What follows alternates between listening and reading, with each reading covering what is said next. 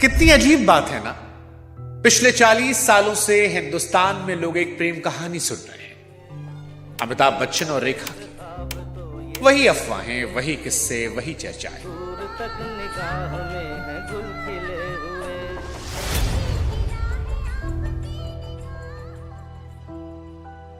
कोई कहता है कि प्यार दोनों में बहुत था, कोई कहता है प्यार नहीं था, कोई कहता है एक तरफा था, कोई सिलसिला का जिक्र करता है, कोई उन इंटरव्यूज का जहां रेखा ने अपने इश्क का इजहार खुलकर किया है, रेखा की अदाओं का इजहार, बिग बॉस नहीं बिग बी से डरने का इजहार, अमिताभ बच्चन को अवार्ड मिलते जया को गले लगाने का इजहार,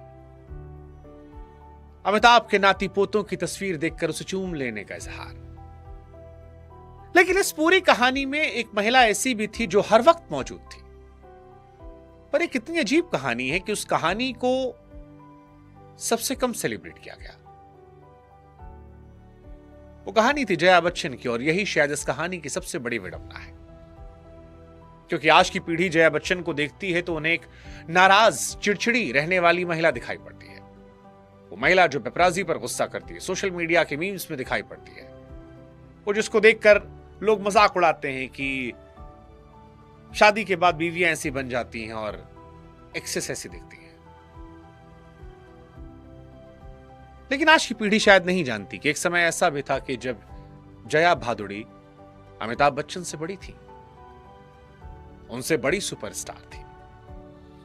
जब अमिताभ की पहचान नहीं तब भी जया का नाम था। अब सवाल कि अपने पति से शादी के बावजूद जया इस कहानी में तीसरी महिला बनकर क्यों रह गई? क्यों ऐसा हुआ कि दो बच्चे, नाती पोते होने के बावजूद जया बच्चन और अमिताभ बच्चन की प्रेम कहानी के बारे में इतनी बातें नहीं होती जितनी रेखा के बारे में बातें होती हैं? क्या जया ने इसे सुनाने की कोशिश नहीं की? क्या समाज और दुनिया ने सुनने की कोशिश नहीं की? क्या पत्नी कितनी भी अच्छी हो, लोग प्रेयसी को याद रखते हैं? यह सवाल बड़ा महत्वपूर्ण है, क्योंकि अमिताभ बच्चन और जया बच्चन ने कहने को तो शादी कर ली, बच्चे भी हो गए, लेकिन अमिताभ और इश्क का जिक्र आते ही पहली तस्वीर जहन में रेखा की उभरती है। अब सवाल है कि ये क्यों? क्या ये जया के साथ गलत नहीं? उस महिला के साथ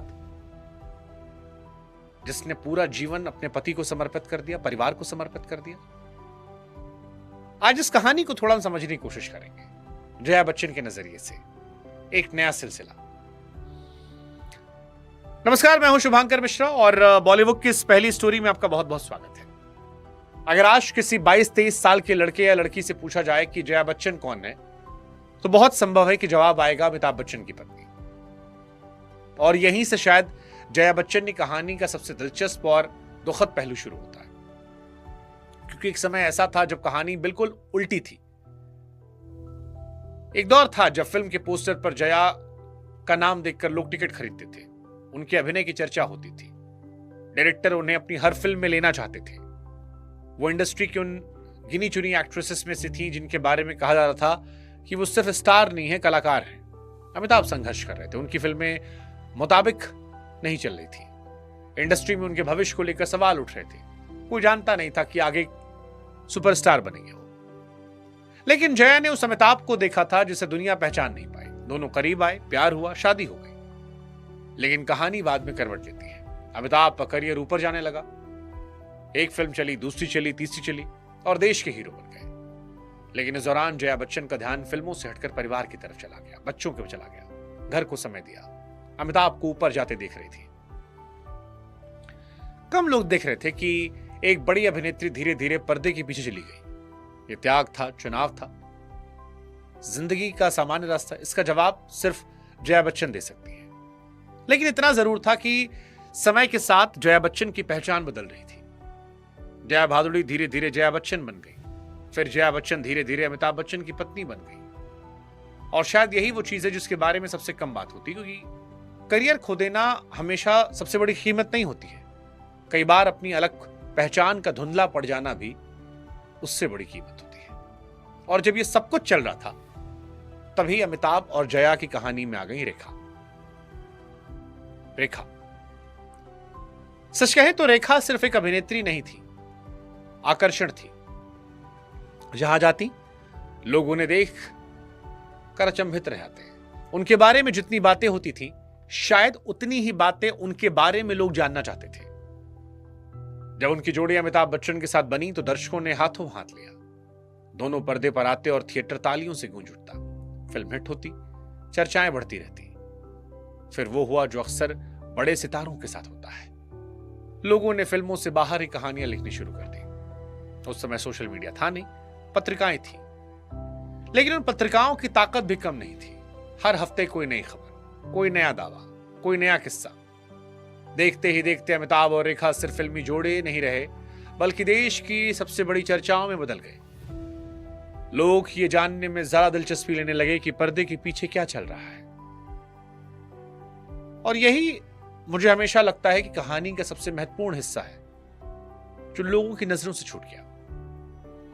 क्योंकि पूरा देश दो लोगों के बारे में बात कर रहा था, जबकि उस कहानी के बीच एक तीसरा शख्स भी था, और सबसे ज्यादा असर उसी पर पड़ रहा था। बाहर लोग अमिताभ और रेखा की कहानियां पढ़ रहे थे, लेकिन घर के अंदर कोई था जो उन कहानियों के साथ जी रहा था। यही वजह है कि आज लोग इस पूरे किस्से को सिर्फ एक प्रेम कहानी की तरह देखते हैं, तो मुझे लगता है कि वे आधी कहानी देख रहे हैं। क्योंकि ये सिर्फ दो लोगों की चर्चा नहीं थी, एक परिवार की भी कहानी थी, एक पत्नी की कहानी थी, और सबसे ज्यादा उस महिला की कहानी थी जिसकी आवाज सबसे कम सुनी गई। और यहीं से मेरे लिए कहानी बदल जाती है, क्योंकि बाहर की दुनिया के लिए एक दिलचस्प किस्सा था, मैगजीन के लिए कवर स्टोरी थी, लोगों के लिए गॉसिप थी, चाय की दुकानों से लेकर फिल्मी पार्टियों तक हर जगह इसी कहानी की चर्चा थी। कोई कहता सच है, कोई कहता झूठ है, कोई दावा करता कि उसे अंदर की बात पता है। लेकिन इन सब के बीच एक सवाल बहुत कम पूछा गया कि अगर आप जया बच्चन की जगह होते तो कैसा महसूस करते। आप सोचिए खुद एक बार कि आप सवेरे का अखबार खोलते हो और आपके परिवार के बारे में एक नई कहानी हो। अगले हफ्ते उस मैगजीन में एक और कहानी हो, फिर एक और कहानी, और सालों तक यह सिलसिला चलता रहे।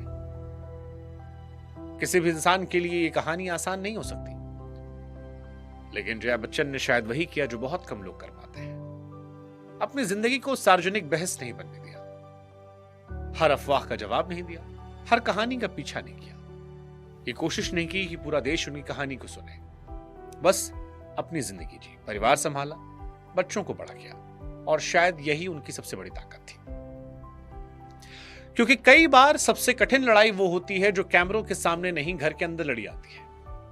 बाहर लोग कहानी पढ़ रहे थे, लेकिन घर के अंदर कोई उसी कहानी के साथ हर दिन उठ रहा था, जी रहा था।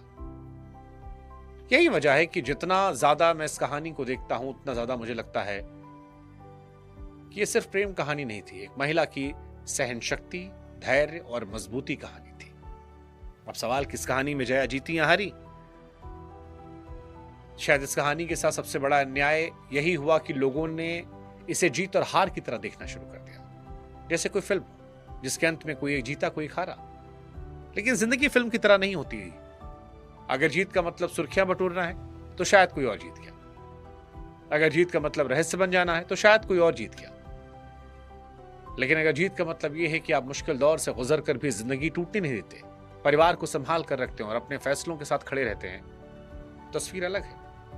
आज लोग अक्सर जया बच्चन को सिर्फ इस कहानी के संदर्भ में याद करते हैं, लेकिन उनकी जिंदगी सिर्फ इस कहानी तक सीमित नहीं है। अभिनय किया, परिवार संभाला, राजनीति में आई, विचारों को हमेशा खुलकर रखा। हो सकता है कि आपको उनका स्वभाव पसंद ना आए, हो सकता है कि आप उनकी हर बात से सहमत ना हो, लेकिन यह कहना मुश्किल है कि वो कमजोर थी। क्योंकि कमजोर लोग इतने लंबे समय तक अक्सर दबाव के बीच खड़े नहीं रह पाते। शायद यही वजह है कि लोगों ने जया बच्चन को हमेशा गलत नजरिए से पढ़ा। उन्होंने उन्हें एक किरदार की तरह देखा, जबकि वो पूरी कहानी की खुद सबसे बड़ी नायिका थी। अब सवाल कि अमिताभ बच्चन की पत्नी जया बच्चन है, तो फिर लोग रेखा को क्यों याद करते हैं? इस सवाल का जवाब शायद बॉलीवुड में नहीं, बल्कि इंसानी स्वभाव में छुपा है। इम्तियाज अली की फिल्मों की तरह इंसान जो है वो अधूरी कहानियों से प्यार करता है। जो कहानी पूरी हो जाती है वो सामान्य लगने लगती है, लेकिन जो कहानी सवाल छोड़ दे वो लोगों के दिमाग में सालों तक घूमती रहती है। उसके बारे में उन्हें कल्पना करने में आनंद आता है। यही वजह है कि आज भी अमिताभ और रेखा की चर्चा होती है, क्योंकि वहां रहस्य है, कल्पना है, ऐसे सवाल जिनके जवाब किसी के पास नहीं। लोग अपने अपने हिसाब से कहानी का अंत लिख लेते हैं और यही चीज उसे जिंदा रखती है। लेकिन दूसरी तरफ अमिताभ और जया की कहानी एक असली जिंदगी कहानी है, जहां जिम्मेदारियां हैं, समझौते हैं, अच्छे दिन हैं, बुरे दिन हैं, बच्चों की परवरिश है, परिवार है। सच कहें तो असली जिंदगी कहानियां अक्सर उतनी रोमांचक नहीं लगती जितनी अधूरी कहानियां लगती हैं। शायद यही वजह है कि सोशल मीडिया पर आज भी रेखा और जया की तुलना वाले मीम्स बनते हैं। लेकिन मीम्स पूरी कहानी नहीं बताते, क्योंकि मीम्स को रहस्य पसंद होता है, जिंदगी नहीं। और जया बच्चन की कहानी रहस्य नहीं, जिंदगी कहानी है। अब एक सवाल यह भी कि क्या आज की पीढ़ी जया बच्चन को गलत पहचानती है?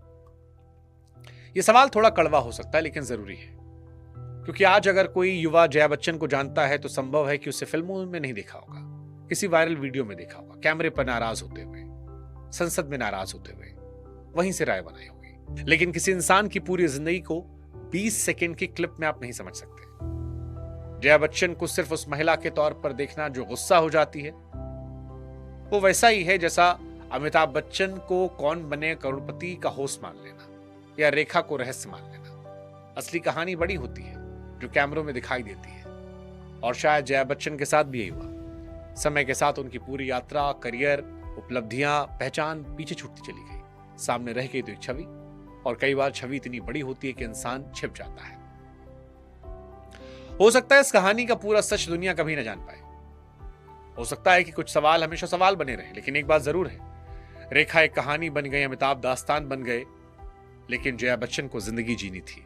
अगली सुबह उठकर भी घर संभालना था, बच्चों को बड़ा करना था, पहचान बनाए रखना था। और शायद यही वजह है कि इस कहानी में सबसे ज्यादा चर्चा अमिताभ रेखा की हुई, लेकिन सबसे कम समझा गया जया बच्चन को। लोग आज भी उस प्रेम कहानी की बात करते हैं जिसके बारे में उन्हें यकीन है, लेकिन उस महिला की कहानी को भूल जाते हैं जो पूरे समय मौजूद थी।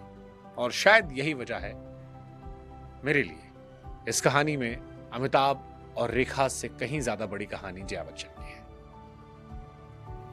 क्योंकि रेखा एक कहानी बन गई, अमिताभ एक दास्तान, लेकिन जया जिंदगी की असली तस्वीर।